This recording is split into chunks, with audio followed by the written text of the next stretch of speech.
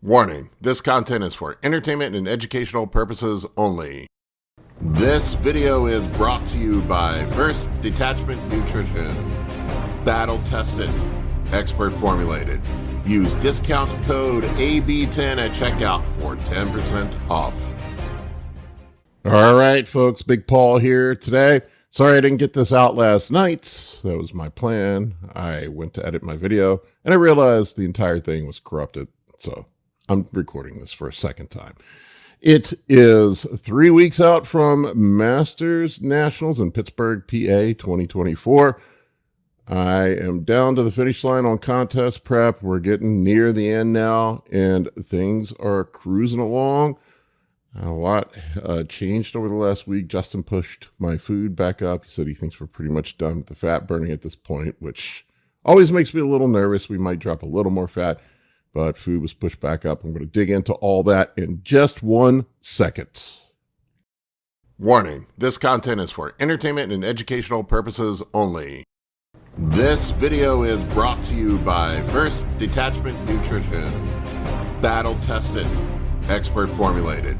Use discount code AB10 at checkout for 10% off. All right, so fasted weight is 242 this week. I'm up 1 pound from last week. I had that big weight drop over the last couple of weeks, which tends to happen to me, and Justin got out ahead of it and kept putting food back in. And I'll talk about it in a minute, but we did an unlimited high day last week. I ate, oh my God, what was it? I should have recorded it. I don't know what I was thinking. I should have done a vlog. It would have been a good one. But I had 2,000 grams of carbs, and I did a double cheat meal. I ordered 2 entrees at dinner. I think I had something like 10,000 calories in one day. That might be a record for me. I don't know. I think that's the most carbs I've ever eaten in a single day. I'll show you the pictures here in a minute, but it was interesting the next day and the couple days after what happened. My daytime weight right now is around 249 pounds. My height is 6'1 3/4 for those of you that care. People seem to be obsessed with my height for some reason. Nobody ever believes that I weigh what I do, and I guess the height makes it make sense. I don't know. My blood pressure is 110 over 70-ish. It's been in the 60s, 110 over high 60s here a few days. I usually get like this towards the end of prep. My blood pressure goes down and down and down and down. Imagine that. As you get leaner and you do more cardio and you eat better, your blood pressure improves. Who would have thunk that? Fasted glucose is in the low 90s. That's about as good as it gets for me with my issues that I have. I slept, I don't know. I've been tracking on my sleep app, so 6.5 hours, somewhere in there, but that's about where it's at this time on prep. It sleep declines as you get deeper into prep. Strength has been really good on this prep. Low upper body always fades for me. My legs have actually gotten stronger, which it's been a surprise. My legs have come up, and I think my back has gotten stronger. My pushing movements are weaker. That could just be my shoulder injury that I'm dealing with too. Who knows? My shoulder's still messy from the dog incident where I have a torn labrum, and my dog chased another dog and it popped my shoulder out of socket. I don't know, it was about 6 weeks ago, a month ago, something like that. My shoulder's still a little sore. I'm so numb to pain at this point. I just work through things. I am constantly injured. People always ask me, what do you do about injuries as you get older? You just figure out a way to work around them. That's really all it boils down to. Health, I feel fine. I mean, you can hear my voice. It's a little scratchy. I don't know if I had a little bit of cold or allergies. I had a migraine on Tuesday and then kind of had just a touch of a sore throat or something afterwards. Whatever it is, it seems to be going away, which always worries me towards the end of prep, getting sick right before a show. Your immune system's already run down anyway, so that could be a problem. Let's see here what we have next. I have the Building Effective Cycles Ultimate Cheat Sheet up on the Anabolic Bodybuilding website. It's half off right now. I will raise the price at some point. It's $20.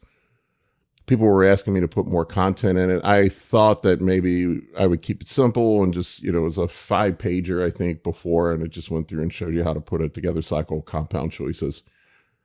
potential side effects, and people asked for more content. So I listened and I updated it. I added probably 12 to 15 more pages worth of stuff, and I have bullet point steroid profiles with highlights of them with their chemical structure, their dosing schedules, potential side effects, and applications.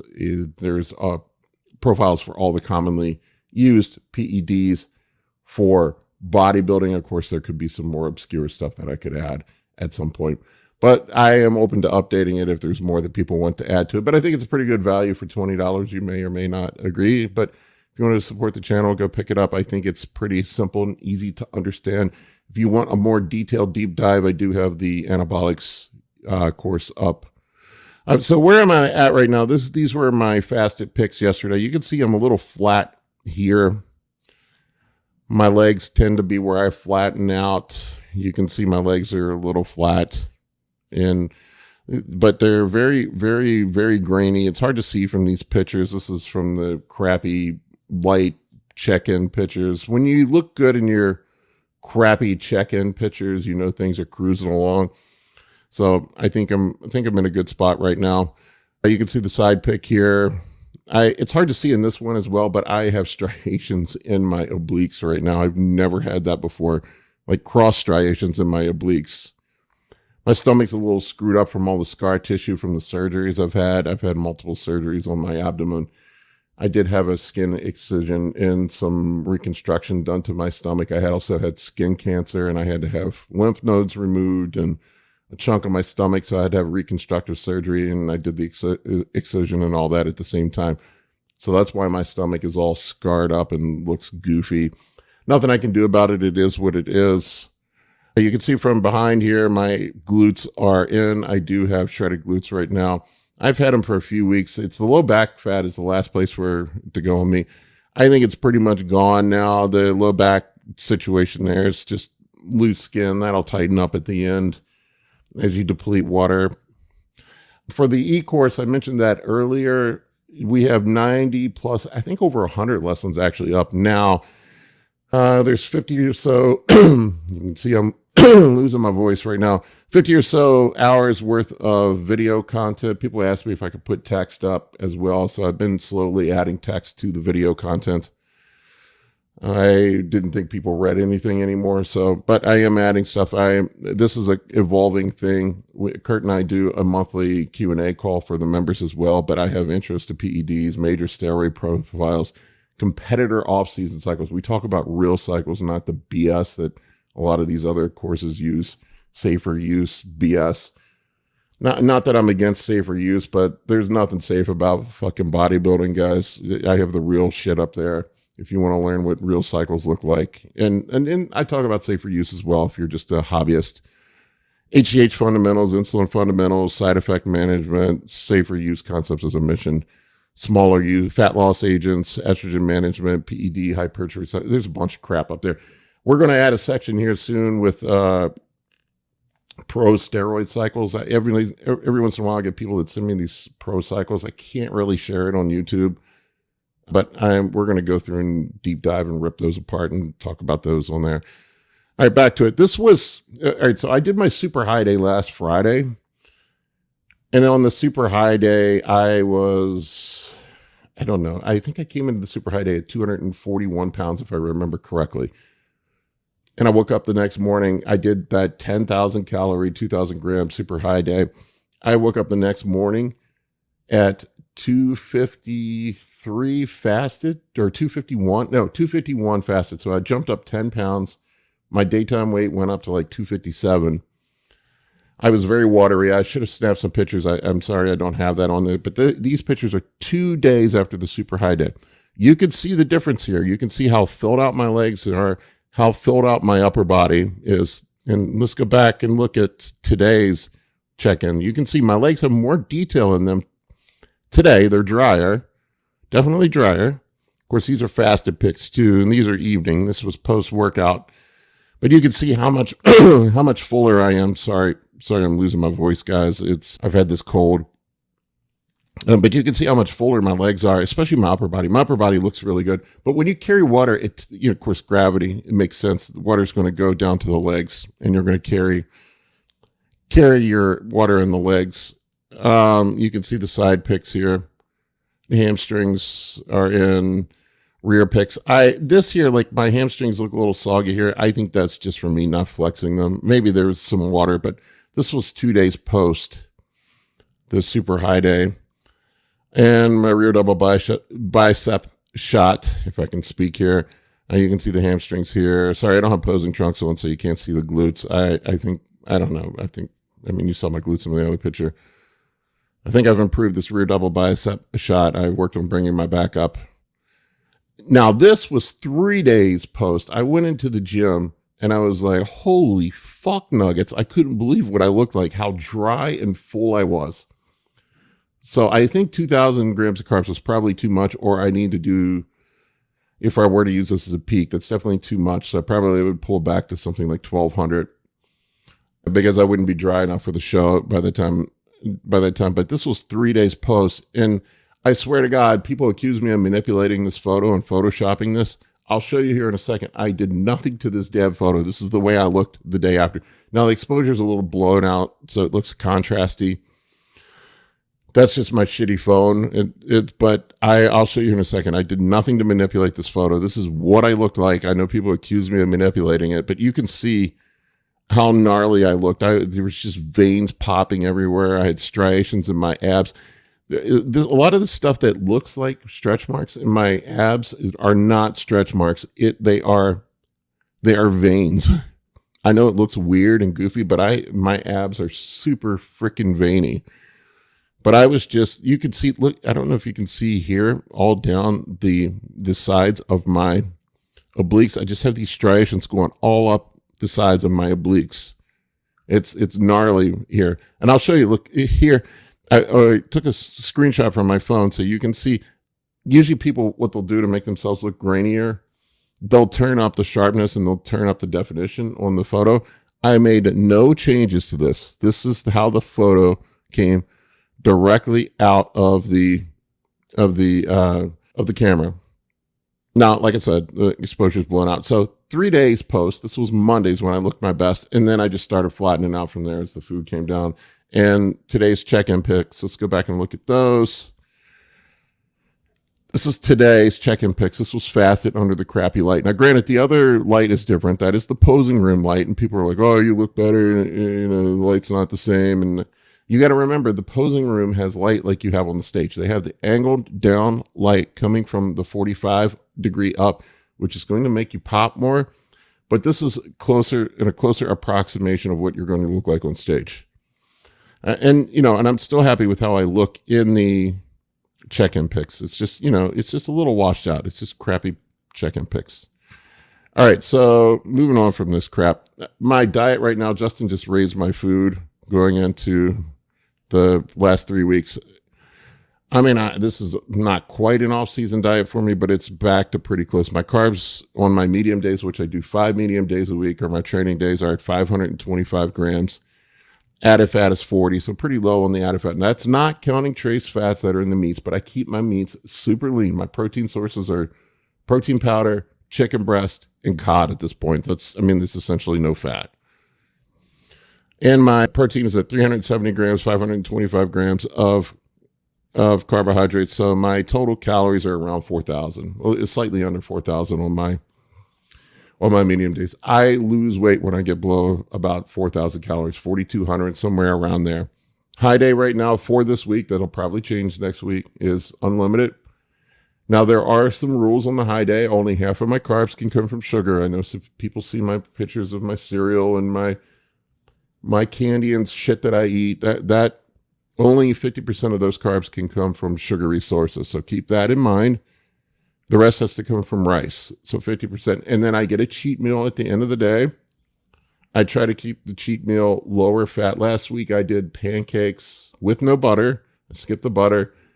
I did an omelet, just a plain omelet, some potatoes, and some toast, dry toast. I did put jelly on it, and I put syrup on it. But so it was a fairly low-fat cheat meal. I think tonight I'm going to do some sushi. I'll stay away from the fried stuff. So, I mean, that's what I call a sort of a clean cheat, just more carbohydrates. The problem when you mix a bunch of saturated fat with carbohydrates is that extra saturated fat is just going to get stored as body fat when you're eating it with a bunch of carbohydrates. It's just fuel, and your body's going to prioritize glucose as fuel. When present, it's not going to use that extra fat. It's going to store glycogen, burn carbohydrates or glucose as fuel, and then store any excess fats that you eat for the most part beyond what's the essential fatty acids that are needed for cellular function and all that jazz. My low day is one low day per week, which is my off day. Right now it's 300 grams of carbs. That was at around 200 before. So we raised that up. 360 grams of protein, 84 grams of added fat, extra fat since the carbohydrates are lower. Total calories on that day are around 3,500, somewhere around there. So that is a deficit for me. And on the high day, I keep the protein lower because you're eating a bunch of carbs.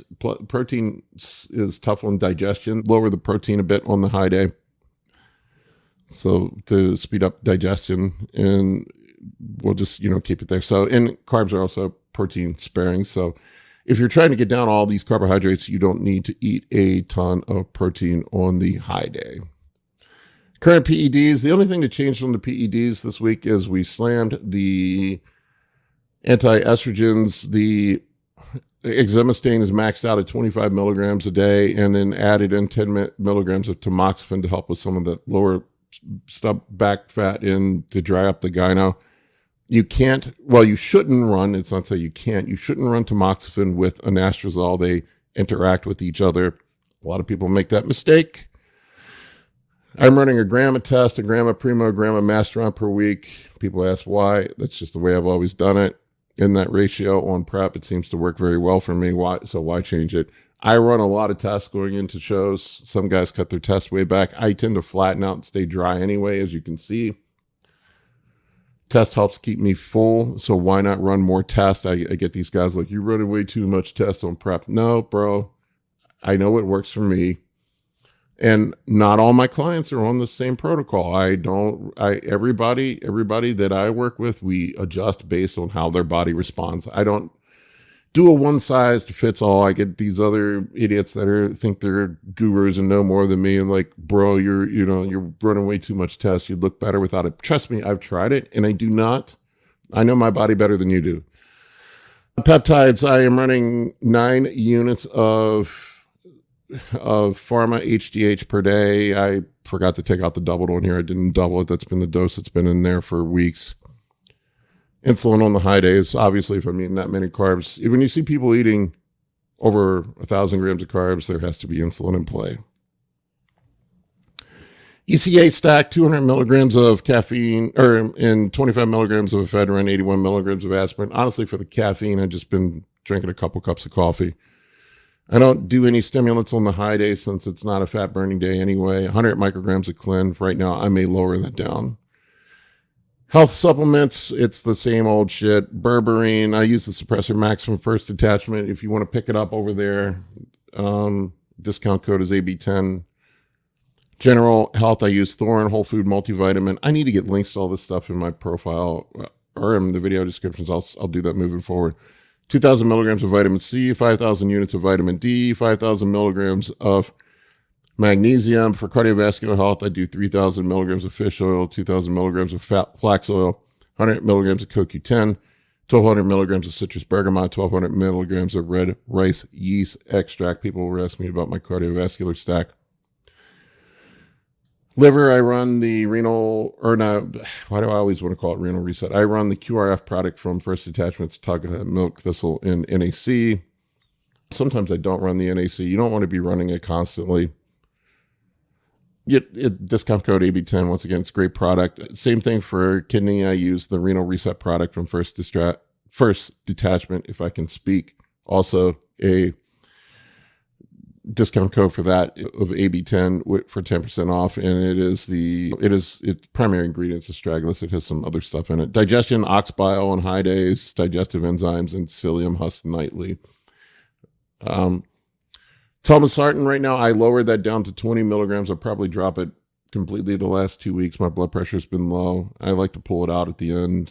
Sometimes it's counterintuitive, but telmisartan, even though it modulates the renin-angiotensin system, it can cause water retention in some people, and I've found that I just remove it at the end of contest prep. Plus my blood pressure, sometimes I've had my blood pressure crash before at the end of contest prep. I don't want to be dealing with a situation where I stand up and pass out and conk my head. Training, I run an RP style PPL. I've been running this RP training system for years. I have not trained to failure in years. Once in a very blue moon, I'll take a set to failure. I shouldn't say absolutes, but this is something that drives me mad. I see guys talking about training like a madman going into the last week or two of their contest prep.